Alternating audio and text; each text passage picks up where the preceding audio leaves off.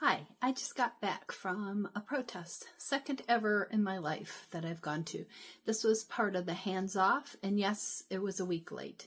They postponed from the 5th because there were tornadoes forecast for our area. There were several in the state of Kentucky, different parts of Kentucky, that ended up being postponed to today.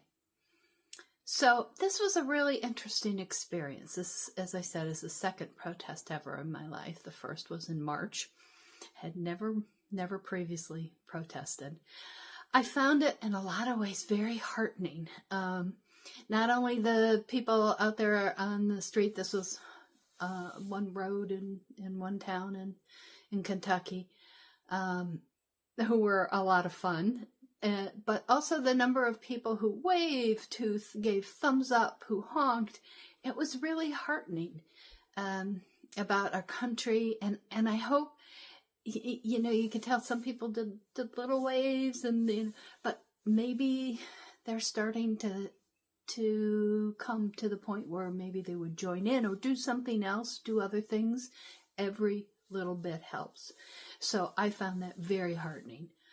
Wasn't quite as heartened about the driving because I thought, holy camole, people who were driving no hands, people who were not paying attention, people who were on their phones, people who revved up and then had to slam on their brakes. And this is, it was pretty predictable what was going to be happening ahead of you if you paid attention. And a lot of people either didn't pay attention or couldn't put the clues together to what was going to happen.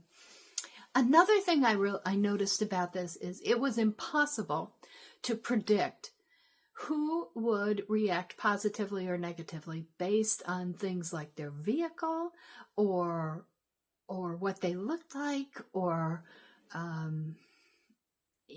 gender or anything. So it was a real mixed bag, and I like that. It's a reminder that we're each an individual, and you can't make those sort of snap judgments. So I thought that was really interesting too. There was minimal negativity, very minimal. There were a couple people. There was one, this made me sad. There was a little boy in the front passenger seat who waved, and they were stopped because of traffic. And I waved back and smiled at him. And his father in the driver's seat, who was, I don't know, maybe in his mid-30s, something like that, said, "Don't wave." And the little boy looked a little confused. And I just smiled and held my hand up to him and said, "Hope you have a great day. It's a beautiful day, isn't it?" And it truly was, bright blue sky, little puffy clouds. And the father said, "Don't answer." And you could see this little boy, he's maybe 6, 7, old enough to start thinking. And you could sort of see him thinking, why shouldn't I agree that it's a nice day when it certifiably was a nice day? So, I don't know, maybe that tiny interaction will plant a tiny seed and that little boy will think. Certainly think that there's no reason to be nasty to people you don't agree with, which his father clearly did feel was essential. And then there was the man who gave the finger to my sign. Okay, my sign, and this is going to be backwards, but let's see. This was my sign. I don't know if you can see it. Okay, so I will read it to you. It says, "Yes," in big letters, U.S. Constitution, that's at the top, Ukraine, common sense, reason, over here, rule of law. And I said to the man he was the driver, and they were stopped, and he was aggressively giving the finger, and I said, you're giving the finger to the Constitution. And he just, waved his almost fist at me again.